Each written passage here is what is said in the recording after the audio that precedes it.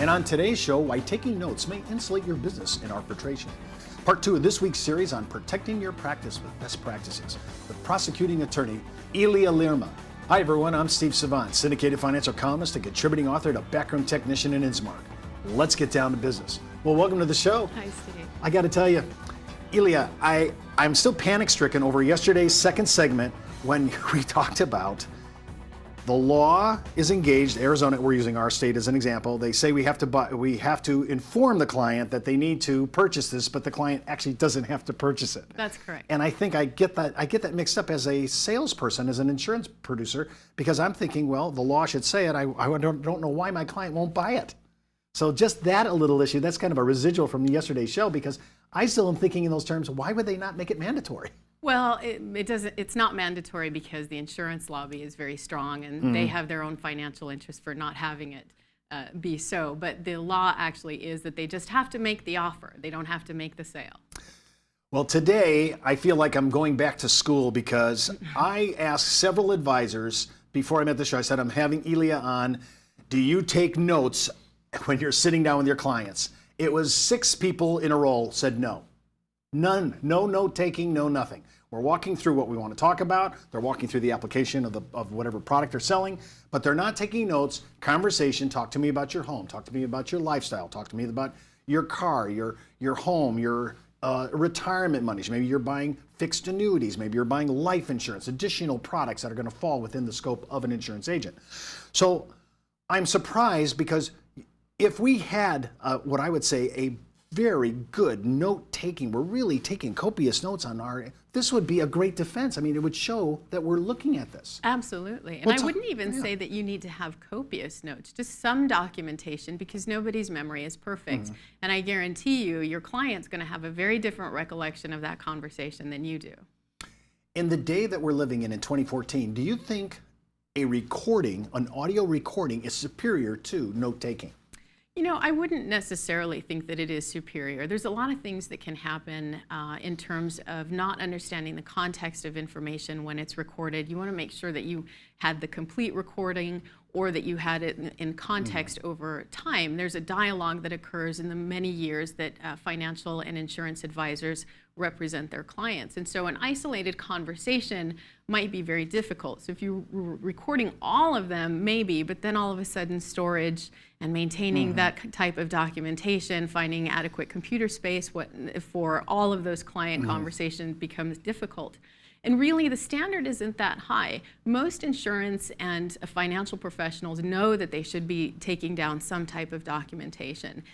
I would say over minimal documentation is important. Something that's going to jar your memory about what this client's goals and objectives were is really sufficient. And then document those substantive conversations where you're offering an umbrella policy and explaining what that might cover and what your client's reaction to that is. Those substantive portions become really important, but I think recording the entire conversation probably isn't necessary. Well, I've noticed that some areas of practice, whether it's property casualty or it's more in the retirement situation with annuities and life insurance, I've noticed that people are using scripts now.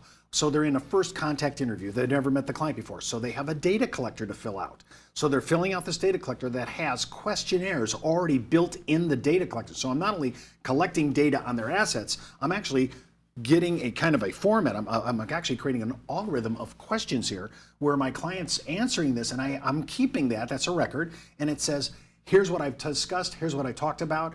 The companies that I represent have already formulated this. And so I'm using this as a script. Is that admissible? Can I use that as a defense position? Absolutely, and that counts as documentation. But again, your documentation should be over time because your client, you may fill out that intake form, the initial evaluation or the meeting with the client, but then 5 or 6 or 10 years go by and you really haven't documented any meaningful changes. And in that time, lots of things can happen. Death, divorce, the development of a business, all kinds of things that would change their circumstances. So you want to make sure your documentation goes along with those changes. I'm thinking of a document that I use and many agents use called life events. It talks about everything. You just summarized it.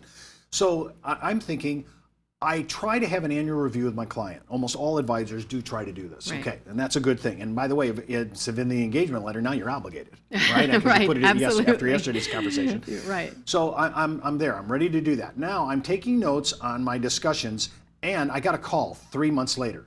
We're upgrading. They called me. Oh, I had a life event. I had a child. Oh, great. But I didn't document the conversation. I didn't put it inside. If once I start down this road of documenting, note taking, every time I'm making client contact, am I doing this? I wouldn't say every time. Again, you want to save it for those times that are substantive, those conversations that actually mean something, and where you really want to ensure that you yourself, as the professional who's making recommendations, is protected.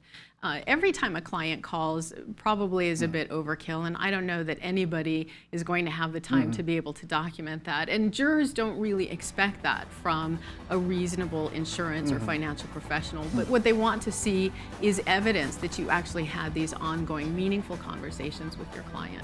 When we come back from the break, I want to talk about collecting financial information and my obligation as an advisor. We'll be back right after the break. Back in the day, life insurance professionals were called field underwriters. Then, carriers trained their field force in the basics of life insurance underwriting. Today, the insurance industry doesn't educate the agent population as they once did. But now you can have the Informed Risk Guide at your fingertips so you can illustrate a reasonable rate class for your life insurance prospects. Just request your copy of the Informed Risk Guide at downtobusiness.ashbrokerage.com. It's free from Ash Brokerage, the practice enhancement company. Welcome back to our second segment. Elia, I have to ask you, when we're collecting financial information, we have data collectors, and I mean there's a potpourri of choices out here. I have one that I really like. I've been using it for a long time. So I have my information. I'm collecting it. A lot of this information is extremely personal, very private. I know the client's assets. I know their indemnification issues, their cars, their homes, their pup policies. I mean, I'm really collecting a lot. I want to know what my obligation privacy to keep this within my office. I mean, they're looking at me not only as a fiduciary, but a trusted advisor, and there's some privacy here that we're supposed to create out of this relationship. Talk to me a little bit about my obligations here. Well, as you stated, you are a fiduciary in that role, and at the very least, you're quasi-fiduciary, and because of that, you will be held to a higher standard. And protecting the client's confidential financial information and personal information is huge. It's potential exposure for you professionally. And so if you're allowing transient employees to access your database of financial information, it doesn't look good, and it potentially exposes you to huge liability. So you, as the leader of your office in developing and formulating policies, you want to make sure that you're very clear about who will have access to protected financial information, and you also want to make sure that you do a regular review to make sure that there's not inappropriate breaches, there's not entry into the financial database to access information when it's not necessary. Well, you just brought up a huge issue. I mean, I know that there's certain times in our practices where it's seasonal and we're very busy. So we bring in temps. And we have people doing files for us, because even though we're on computers, we're still doing computer filing. Some of it is even hard copy file. Right. Okay, so I just kind of had that twinge when you said that. I was like, I'm not sure those people should have access to that.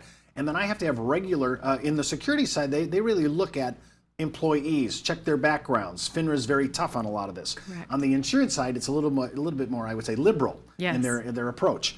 I have a person that is my personal admin assistant.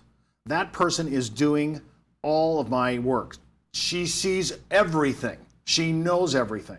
I have to reassert in my employee agreement, it sounds like I haven't got to have to go here on this, to tell her she has to understand the fiduciary responsibility that not only I have, but as my personal assistant, she has to make sure that this doesn't go anywhere. Right, and you have to affirm that in the employee agreement, that there are these client confidences that need to be protected, and she could potentially be exposing herself as well as you to personal liability for not ensuring that that information is safeguarded. Now, I've noticed that a lot of us, we will take a hard copy in the interview. We're not always entering it directly into the computer. The client signs it, we've scanned it into the computer, but I still have a hard copy. And most of us have moved to the new shredder technology where we're just putting it into the shredder immediately. Our service comes, picks it up at our office. But I have also known people that don't do what I just said. What kind of exposure is what I would call trash can espionage. You got people, going through these, looking for files. They have social security numbers. They have their address. I mean, there's a lot of information here. Absolutely, there is a lot of information there. There's also employee computers. If they have personal information stored on one of the company computers, those are all potential sources of breach.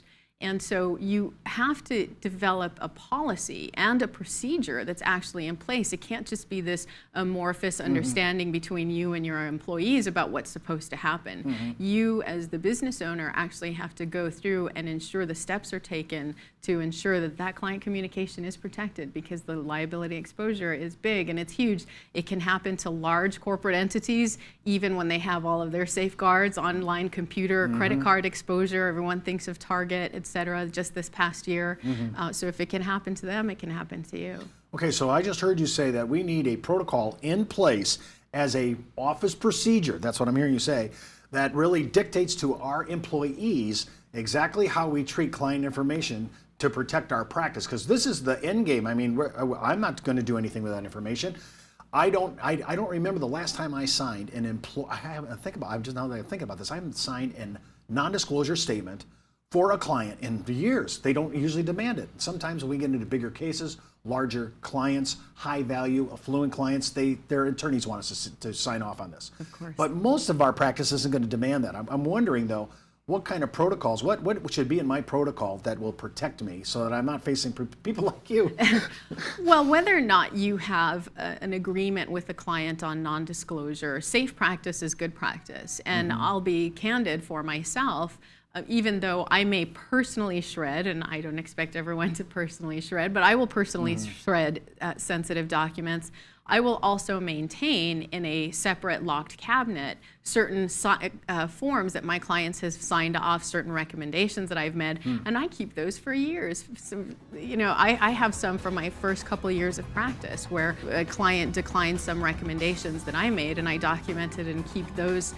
So if you have those protocols and measures in place, and it's actually a system, it's relatively easy to enforce. And then you are able to identify when your employees aren't following that protocol. Well, that's all the time we have for today's show. Remember, before moving forward with any of the ideas, always consult your tax advisor, your legal counsel, and of course, your broker-dealer compliance officer. You missed an episode? Just hop out to our website, downtobusiness.ashbrokerage.com. And remember, you could be wiser as an Ash Brokerage advisor. I'm Steve Savant. We'll see you tomorrow.